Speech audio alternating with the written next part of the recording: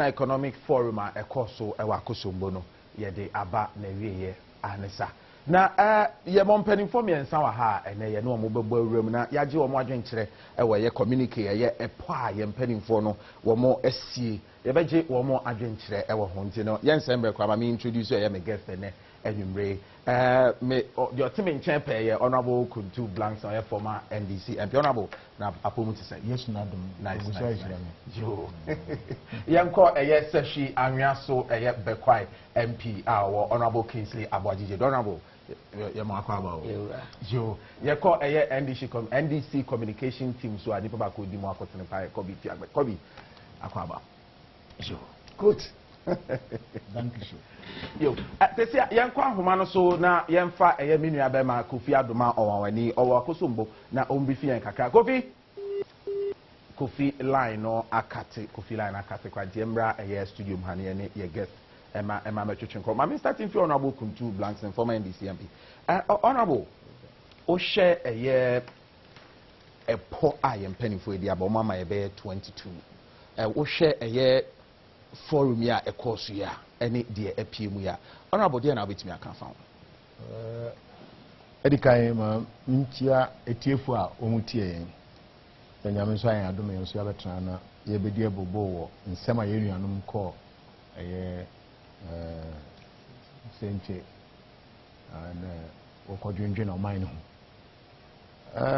mde nyende na ye betum ma pass ye be ka asem afadam nzeme ho because oyadi bia we fi de oman no ni yeye na onjina nyipa ba akodo na mpanyimfo so se adwen ni nyipa ba akono tirim na se edu bebi a mpanyimfo kura transna se wo ye bibi na se edu bebi na se e problem a wo de yekobi sabrewa ataza nti yekosi sabrewa wokofa mpanyimfo a sebe wo wo suehun anade wadwum ebue wodam nsem na wesi po no ho no won so ama kwankyere nti me fi de juma wokodi ni senchen nyende na ebi esi de tete abodi ba odoma nkomo bo obo adzen ebi esi da ataza ha na mama ye medane de ehwemu a juma wokodi ma Ghana man wenkodi ama amanyoku sabe memo mo amanyoku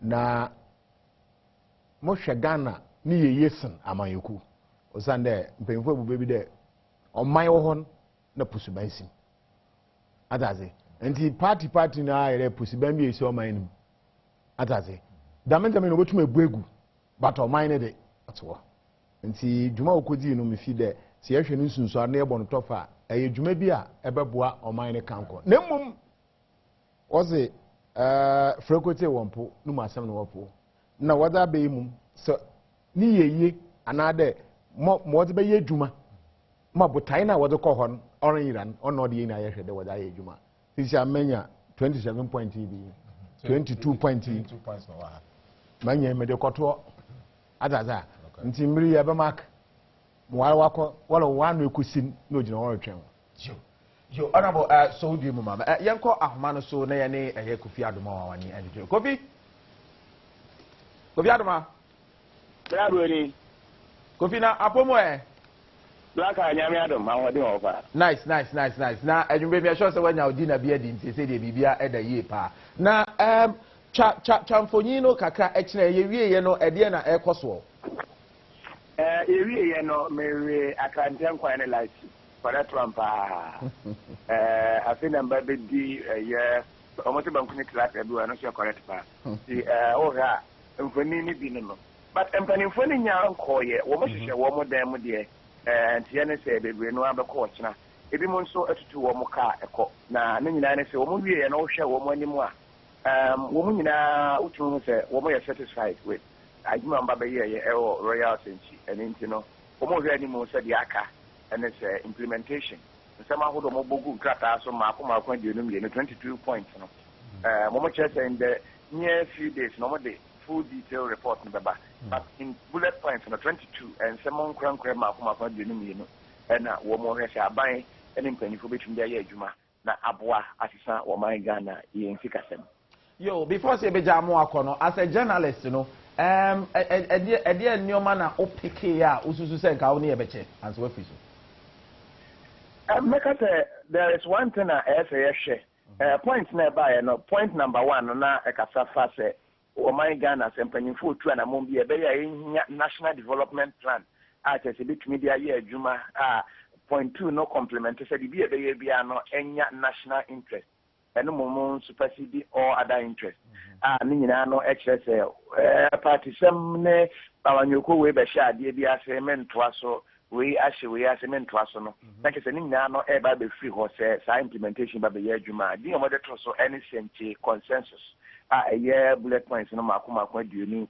ye no 22 na me ne Dr. Kwesibo twetwe nkomo o hwemu a o ye sikasem so afo kan wo my Ghana mu a wasen ben wo sikasem yi pa o ka asem bi say Bank of Ghana for nhihye omo de ba ye fa say be ma sidi na agina no empani fokot na asem mo hunu ne say February ho so mo review and no my Bank of Ghana and share Nansha who do the buy a stabilization of the city no one sign concord who be on sign review.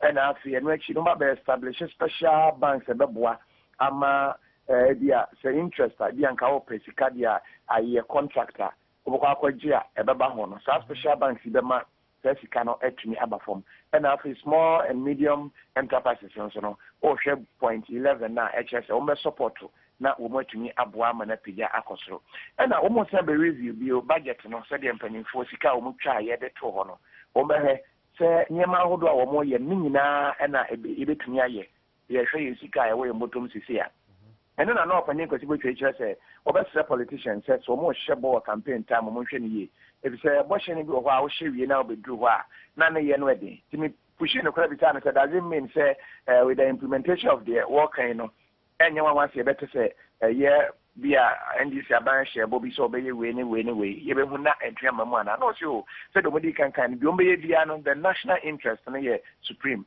the anti-party interest no e wo mu de but en no ye pia no to nche kakra sa no mo agya tum na aka say will power no beba na mpanimfo betumi e de aye adwuma nti no in all no the aka utimi ho say cigarette ya kira ho say cigarette no me wono mo e be kun so be bitumi no enku no enti se nhihya na ba just your first animal, you between your Ghana and Tumpon. Name say you between your fa, Yaka say you, ye the edge man, I know, and as I believe, Shanimus in the near few days, you know, the best year really now at me, Eden such a but I'm a kind of penny for no, Pino, I know much common, seem satisfied. AGI, for church, or more satisfied. Bankers, buy a church, policies, you are banking sector, no, or Mopeja, yen Shanafi, yen review, Nino, and penny for you to know, between your Boama, Uncle Numa. Ebetumi etumpon na afi so my Ghana enyuma hodo no ebetumi etumpon na sika etumi atno my Ghana but one thing I say widening the tax net e to amanfo tua no chiremu a eba wo mo na say obi a won tua to Ghana ha bia no mba be hwe no ma amana ye very effective and afi tax holidays ebi o habon say na yes you wajuma we ne the tax achew ne ade o mo say no so mba be ye firi ne mu de o mba be ye ne say no ombe incentives say dia o tua tax pa o ya de ntino ya mouse ade we incentives we ne mum say ye twa tax ni bi mu agu no say dia wo mo na ntua dada no e do mba be ka ho e na afi wo mo be tu sika kokko fi o man Ghana mu no o mo de ko enya de nya no ba be review say be ye e be ma sika ni atna o man Ghana mu enti ne tofa mu no like I said, that is it. Joe, Kofi, that's a pass, Wamasa update here, dear free ho. You are assumed about channel party over to me, now Wababa join here. My member, Honorable Kingsley Abuaji Jedu. So, Honorable, Jumedi Yedi Abane, dear na yes, dear free, na yeko yamini, dear na yade bobra. Yo, me and black eye, me that's it. Na, my memfa kwenye so, enchia. Adom for anya Adom TV omo a omo suma me se me metna ha na me nkasa ma wo mo no omo Western region and Western North ani bibi ni anwa so be kwai ifi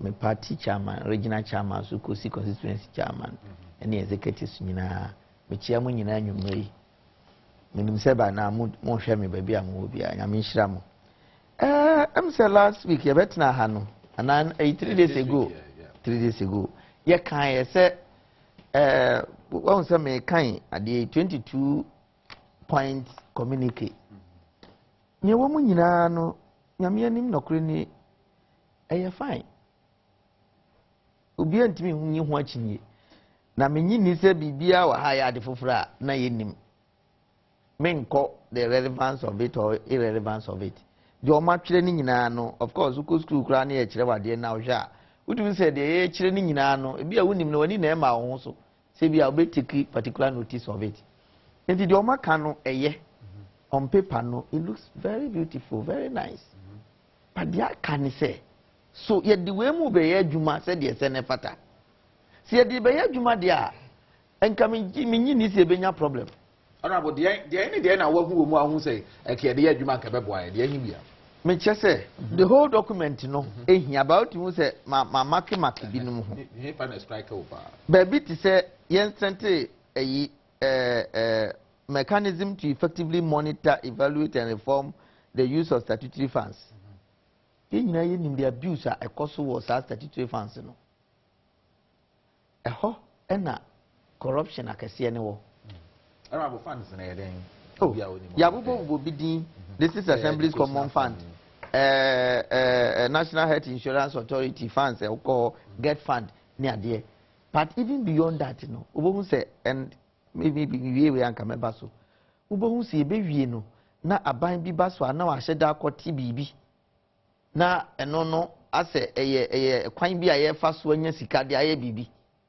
oh enti eno ye part of my disappointment about the mamenka de eye wo mu amahunu no nti se ye ka se ye mpe kwan bi a mechanism bi a de be monitor sa na ma na megiri se yade a eye ade pa se yi me no ka say common fund e were years for about 6 to 9 months e ba e was ye de ye bibie ba ya na be bi sa ho se ah ubekọ assembly especially yen ma ye MPs a yen ni aban afa no ubekọ assembly no common fund ba ebi a wo de fia MP wo de 4% na de ma wa se niam kitinkiti bi fa ye no umom polo wo de ne ye visible se wo de ye bibie na de de kese ne ma no no ubisa wo hu ba bi a sika no de fa ye enso be ye no na ya wie ade be chi na at the end of the year no ne atwere report fe ne de abeto ho se ye de ye we we enti se ye ka se yempe mechanism a ye de be monitor sa system no effectively a manage ho pa eyade a eyade pa enu firi ho a yesa wa another point a almost say eyi Ministry of Finance as a matter of agency no they should revise the targets in the budget me just say your mechanism e de ye ebi an mpanifo ni hia no because almost every time you know most of the years ya nya interim by a year friend is saying supplementary budget eno na yetimi hu se bi a target e set ye no ye do afini mfimfin no ye hu se entimi nye ye nti ye be revise no ne be revise no e ya adwempa government must strengthen the regulatory authorities to protect consumers and ensure enforcement of standards enen kwa na me koto machine bi e de pumping machine baby am koto ndem mpese me bodin for eyi na me bisa ne say enti mu ntimi mame eyi warranty also there be warranty no na mum say wo fa ye plumber e ma ne ko fix ma o de a ene ye number wa ha ntu nya problem na wa frɛ na me say dia say na aka kire me ade ne wo ton wo ko to afia bruche wo so nko a wo ye the sole dealer of that product ntu dia bari de ba bi akoto no no I was say we nya at least 12 months warranty ama no ne ba bi abekọ bi abeto bia no wo 12 months warranty adenti ne ebedu Ghana ha de amomfa mayen ene want me anka simple bi ankyere yo honorable we de wadar ma mesa yeah ma hu se niam na o ma twani de eye pa na se be ye de be ye adwuma ene ya asem yo honorable me das ma be ko bi fia ko bi se o show man pani the final submission and now my was so short concise pa but o shen se bi o kan o say the daye ni mu no say timely implementation o man pani ka say there must be no delay kra ye ntwentwen so kra ko bi de na obeka yo mi asina me chia etifo na me ka kire honorable say we sure say after reading through the document no wonya enohu bi say omwan ka ho edi my document be demo yes the young politics no dey go politics it's a national issue oziazie the issues about cost ni the explanations that have come and now na mitia na mikacho say normally these things they give discounts and all that, and it has been proven right because the hotel has spoken. I'm to say, say the figures now amount 42 abontino, and yes, I net here. What I say now, any discounts, and the by and large, those things have been resolved.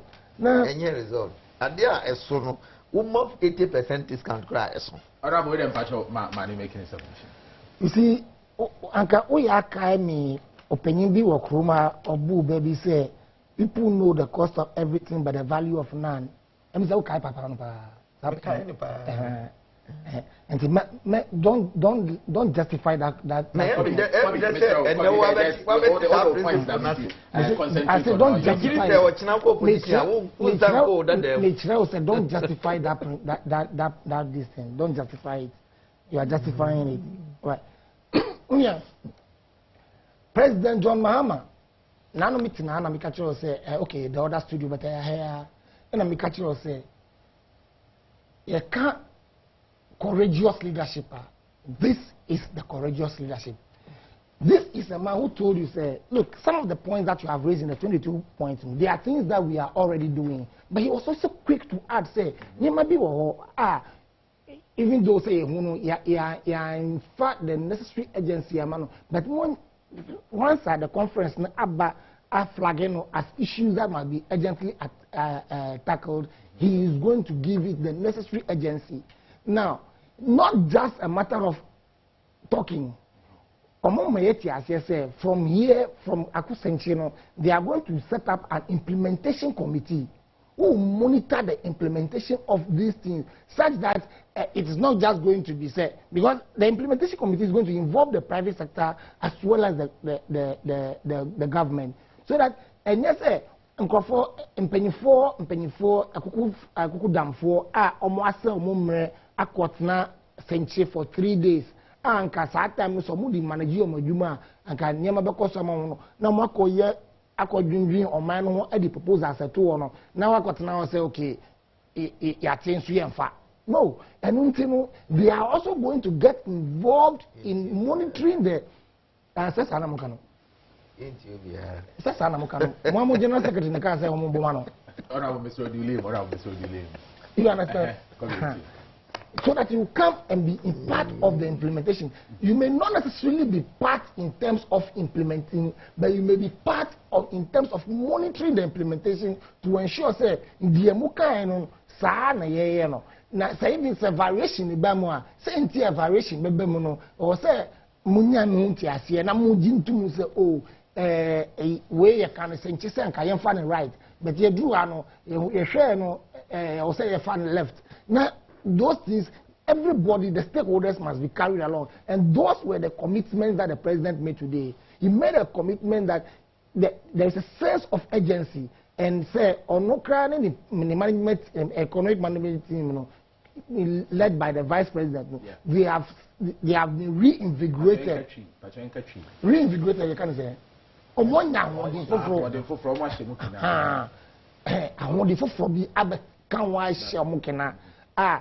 I must say, Omo say a kwan na omo nam so no anka no ara no bet e bia na niema bi wo wa na omo muye na senche abetwe mo agency so enti omo de nyina abeka ho na omo ahye mu kina na ye fense e kan ko na ye nyina e pese Ghana e ko kan no e beba so na onim de ye me de and say in the end with all these things no everybody you listen to, from PPP, from Kriadonko Party, from whatever source that you listen to, no, you come to the consensus, to come to the realization, oh yeah, on mine Ghana ni ye yo, enye amanyoko NDC, enye election 2016, enye friends MPP for Abba Naso Mumba, say Ghana yo Ghana beko kind.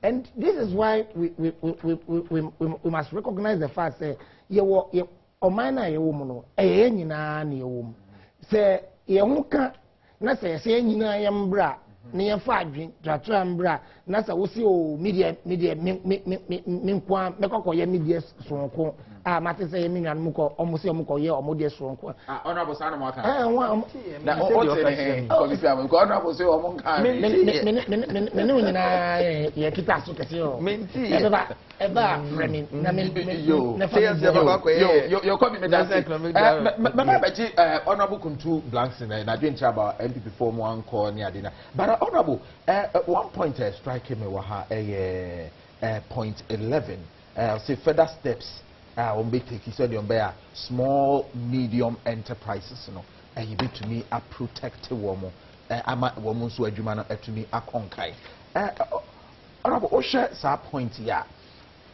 kwan be so pa na you be to me afa se na be ya because you small and medium enterprises no o hwemu anan say ekwa say foreigners be and so about take over small mid market space na omo che ti ye can say ya steps be pa na o hwa bit me say na be ya small medium enterprises omo human bit me protected but man para me ka join Ghana no ye ka small medium enterprises na e firi ekoton zama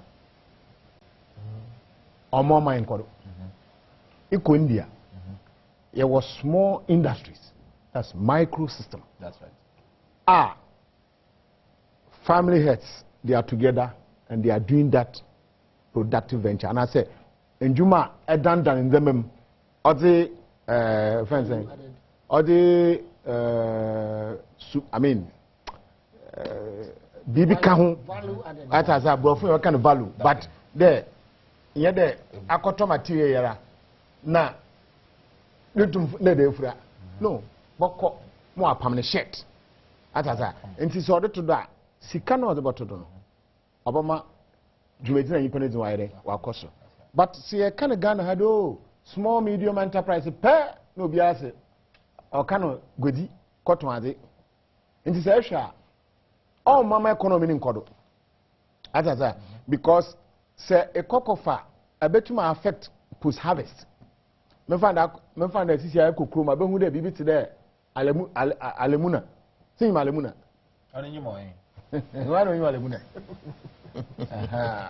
that's a deep fancy ma e pay ma no mukokoko no friend watermelon of alemuna wow atata ebu enti se o man bi anka yenyi wo ye nkwadwuma papa nche alemuna ye ebu ye bada ndem na ye daire ye de gwadim ma bibi abaka ho tumi ya abaka ho ma ne bo na ayere akoso ntinti e de hihye oman a wetwen wahia bia won so wonyi dam alimunan na enyo akọ ntu bia trading system na ye da akọ na yakọ eko this Arab countries here dam na ebi nho nti won na wotofi oman a wonyo wo dam fancy godi hu dwumadi no nti on dam na say obama more jobs ozande wo ton kese no de etra efunum so me yankrofo obayere obato no wo wi avalu ba oma ye fancy aban to boa enkosra obama bia canary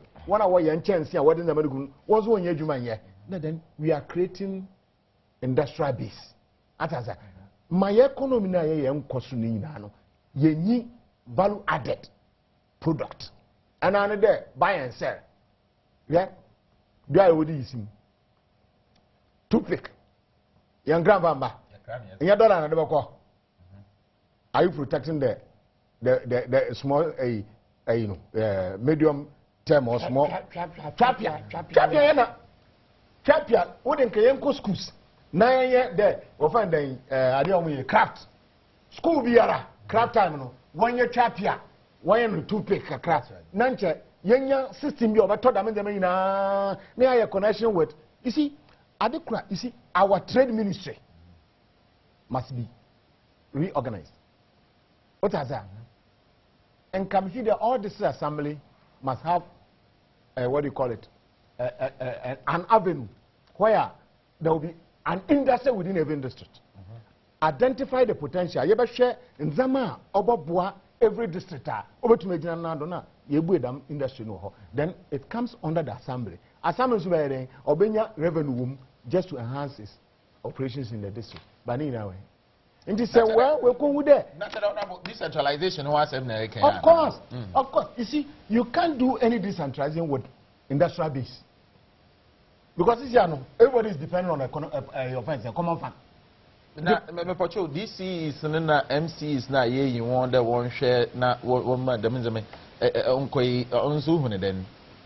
Minia say ene ya baka DC was man na ya hwe aka ma ye decentralization no asem. Ana me ka you see let me tell you. If every government abambia betum etumpuna no fi the local government. Because the local government, he deals directly with the people. Only some funny and words in Kitao. Into a body of human nature, human being. The local government is the nerve center. Into only maybe I will never break it. Local AI is there. Into it in a area. And is it more about the the will to really do it when you are other than in all no. There's the need for willpower, the political will, to stamp your feet and say, this is where I want to go. Okay. And you see, nobody wants a change. A change will come as a result of necessity. It has a change comes as a result of necessity. But in the human institution, nobody wants a change. I would say what we try. We are today here. So change you there kwa sempa, kwa yedu maybe we have. Oh, hana yamam. Oh, na shibo ko. So ndu ada no. So ntu wa. Oh yeah, and a pen will be cause say we dance kwa ho. Na womwi a wo twakwa no womwi wo contract na etin. Wo di bu na pe contract yin fa bona. Dam na nipa the senate ataza nti see what you being protect this small scale medium enterprises nadina we talk about magazine. They can send the necessary in Zama over to Mabua magazine.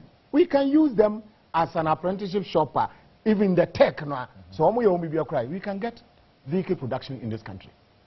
Ejana ibazina wesi en kwanda da na ibazina ochede this particular form ye betuma ye mo this thing na ye problem no hu ayadu group ebazi peseminkuminya na bibi abrofo of greed edufu de pe na yitan ye na oku Ghana me na mka cho because say mama we hwe no theory bi enu a wa develop a oya de gengen yo but its application or the trouble because when you put on apply theory no obehwe there theory no esuitin that is what is happening. But if we're able to adhere to the principle and the cause, I mean, you can implement it to the benefit of everybody. Yo, Ejakuntu Blacksmith CP. Honorable, I can see about you do. My member, me share points 15. I about question strike me say. In penny for ya, one more draft here. What more say yes or mine your energy crisis. I show me say investment program to deal with. Energy crisis, we should put it in place as a matter of urgency. Who here pa? About Oman Puntu to me, Akoswo. Honorable Jedu, what do you say? Feasible and how feasible is it? Just say them di kaka no. Me ni se bibi wo ha o maka na ye nim dada. Na me ni se bibi wo ha so o maka ehun hia. To maka ni nyina ho hia. Na me fears pa ne implementation. 3 days ago, we better have a say the finance minister himself waka say the ekoka ohono enye se ekosisa policy no and we said the way nyina no maybe it's in a different way, a different wording, but nyina wo plans ayati dadamu honorable mpacho uti o mampani na mampani say timely implementation I say there must be no delay just say atwentwen so kra me say it's honorable can say na opachens o mampani with all due respect if he say sabio yewura ye mampani ma sinyan ba bi ko ye obi di ade no promises are why ya wan fulfill no a does sin they were fulfilling. Me ni say so I had 100 promises about me fulfilling 20%. A lot of them. I will give you. I will give you. Don't distract me. Oh, give one. Don't distract me. What can you have? Oh, Oh yeah, yeah, no, I can't. Oh, who do this? Missing my one. I have directed this person to do this. I have ordered this person to do this. Enko we are saying. Give one. Na koye yi. At least say energy crisis. O can say dum so no be end by August last year. What happened? We are still 6 months and almost a year. We are still in the doom so. Amampani or Andy Saban kwa na ne penso. The whole country yada sumuda. Nanke bin siga na hada. Say the whole country light are off. Nanke bin sida. ABS on 2 or 3 occasions under this government. And this president no ade in anwa kano de. Me de gise wa ye wi ansa na maje di. Because say da bia waka na wonya enne woka e dey difference na wo mu. Waka dada. And some papa ya kan wantimi ani so no. Nye bi nie. Enti me fear se pa ne say de o ma twere gu paper so a eye kama ye nyina ye kamfo yi. E die na kire se it me implement emu hafu mpo a enkaga na nke ni hawo. Because energy crisis no enne in the last 3-4 days me atutum nika public account committee we are doing a zonal sitting.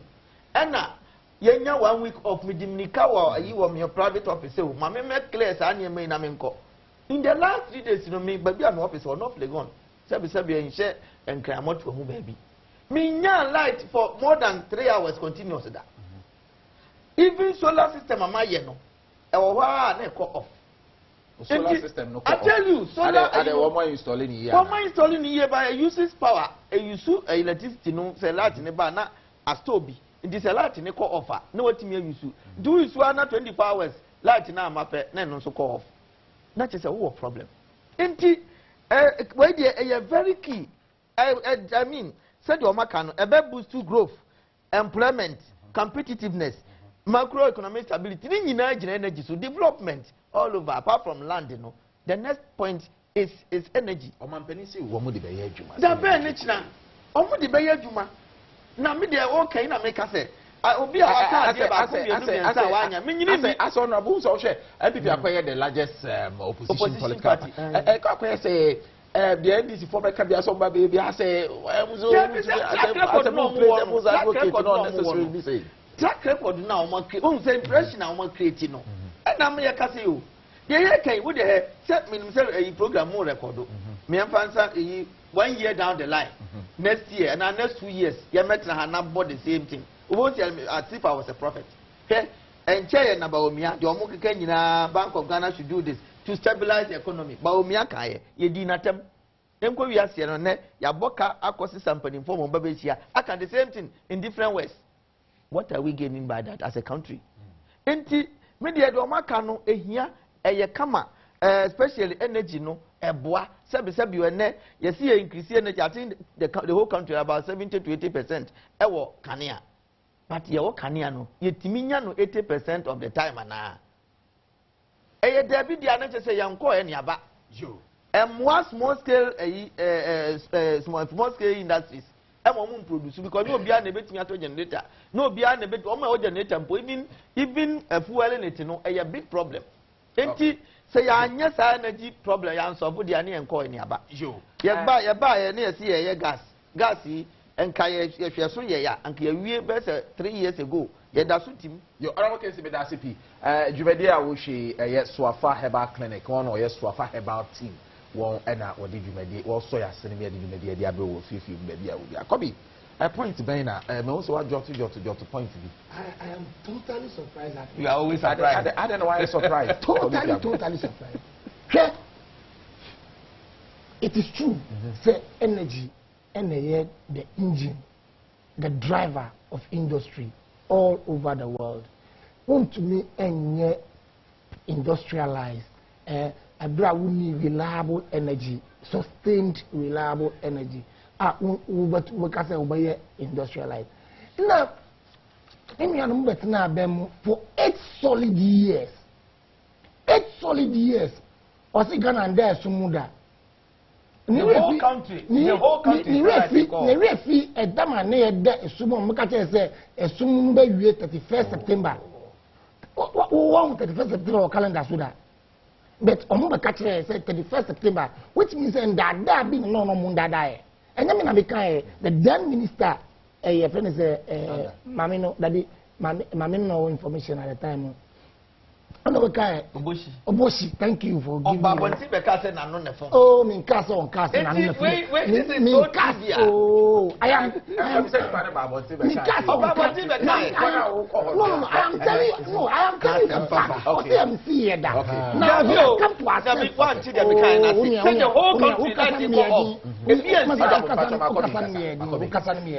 I thank you for coming to accept SCA. 31st September, a whole year plus.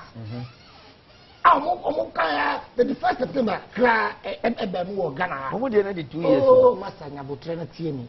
You understand? This is a government that is telling you, say, look, we have recognized, apart from, say, your generation problems, you know, your distribution problems as well. The infrastructure has not been replaced for a long time. And we are not just solving the generation problem. We are also solving the distribution problem. You're bringing in new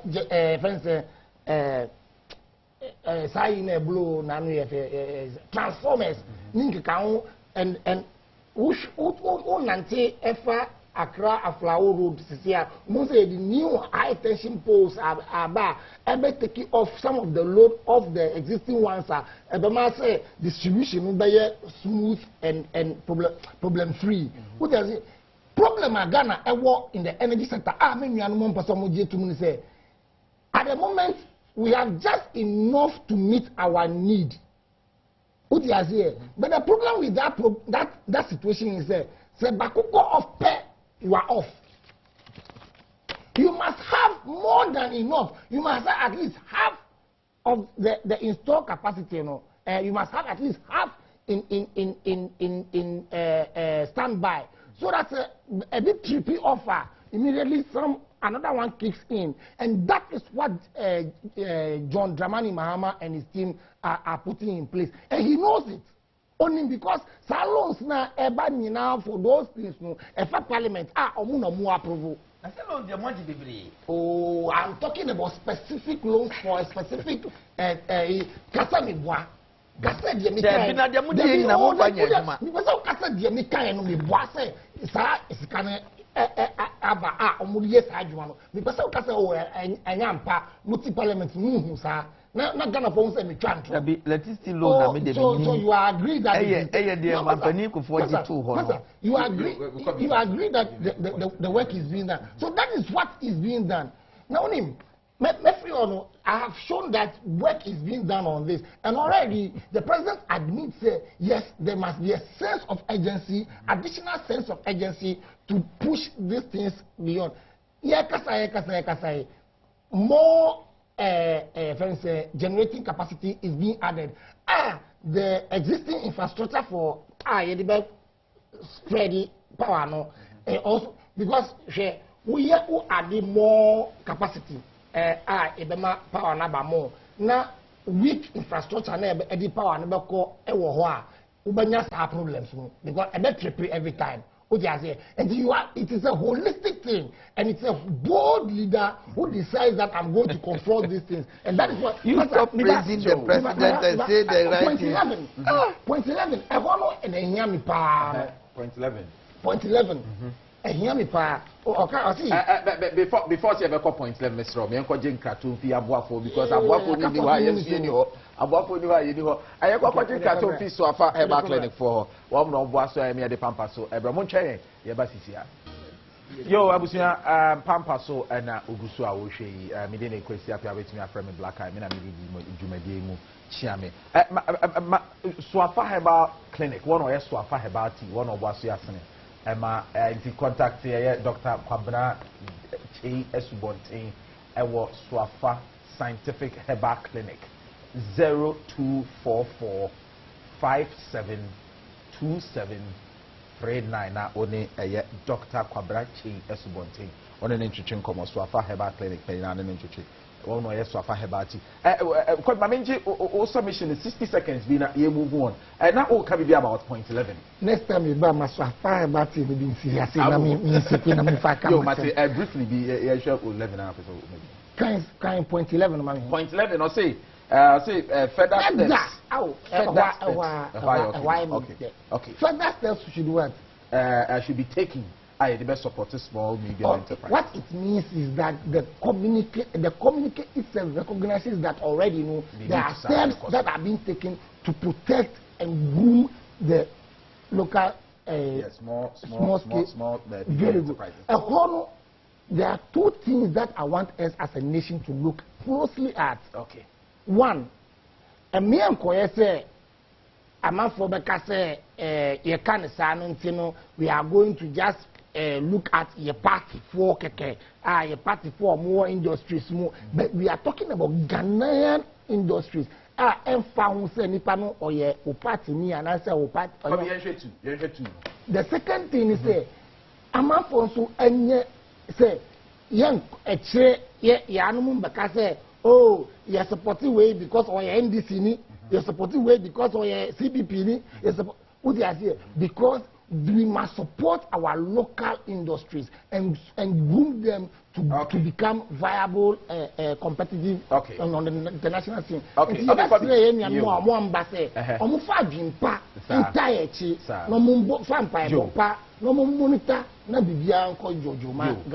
Kobi, me da se ma membra Eja Kuntu Blank so Eja share or ye tax in base na issue ma mpanyifo say be 15% na ye to mejeje issue ma na informal sector na about 85% ni na nkwa ye ntum mpo njeje na issue proposal ya communicate ye obe ya what say ye ntum broaden ye tax base no na ye reduce recourse to the introduction of new taxes na the incident of discretionary tax exemption yen review na yen try yen reduce na share your tax system na your tax network na discretionary yes isha bazin bit ma kan fon.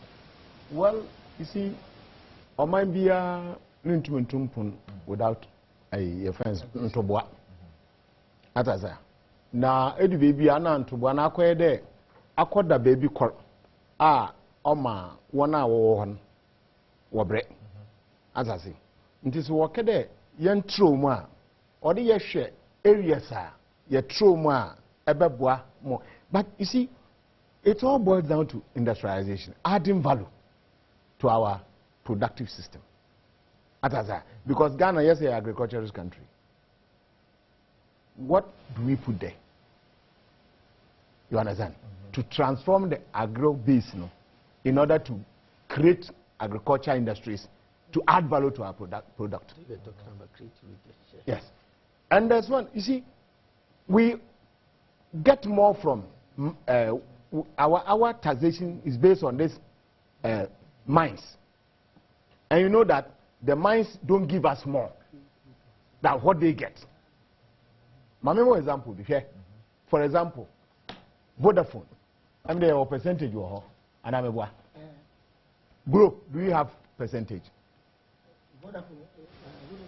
Yes, you are 10%. You are 10%. Yeah, you are 10%. Grow, do you have any percentage? MTN, do you have any percentage? When you are multinationals, NTC can be over your Semifan say when you 10% be a profit. Nasi yansu be as a country. Young crowd you patronize. That's a country, the government or the BM say, Mesumama 20% share. Ashanti go to percentage. Ashanti say you'll be a tongue marker. What I say? In this emphasis, 20% or what? Next when you 10% profit, yani yahe. Them 10% almost our tax net. You see, maybe and boy, know, the foreigners. And today be a foreigner or never been able. No, I bet you bank now walk room on Sika. No, they are bayajuma into our watches to what who come in trouble at home. That's what we are living. Into CIA would there or there. Yeah, expanded tax net, no, used to. Another means without burdening one sector, no. If it's about but if they are doing so, they should look at these sectors that I have mentioned. Okay. And two, we have to walk the talk by going on the agric mechanization. When we go on this agric mechanization, it will bring added value to the product that we are producing. Sanoso Badama, it will increase the tax net and it will give us more revenue. And that revenue that we export also will give us another end in it will help us. Joe, Eja Kuntubas Vedasipi, my member, Honorable Kingsley, Jeduso, Honorable Yinti. Yo, Minia, say, Yenina, Yanwa Kobem Krum, the Oma Canada ye. Na bibi wo ho a o ma gya ni mu a ha madwen pa na madwen ya me say no so na ediga na wu sisi ai wo hei omo boss so in a gentle way ye di kan revenue leakage o hwe ba bia o kan say we should strengthen the tax na I think that is the point 12 say the further efforts must be made to improve the efficiency of tax the revenue leakage ekoso Ghana memo ano see it me reduce by half mpo I tell you ye nhia bosia and another thing corruption M11 say communicate no anye bold amodin but oko 0.5 0.6 any I think 0.8 na indirectly they are talking about corruption and no need di ewu no because the omoka nyina no Sikaneba, near the Akotua dubious judgment debt. Sikaneba, near the Akotua a car here. Now, man, for under the guise of going to a public-private partnership, no more this can we are. On my president, also, we are doing everything to ensure that we plug the holes, to ensure that we punish those who are causing all these things. But Enyajuma, I am disappointed, sir.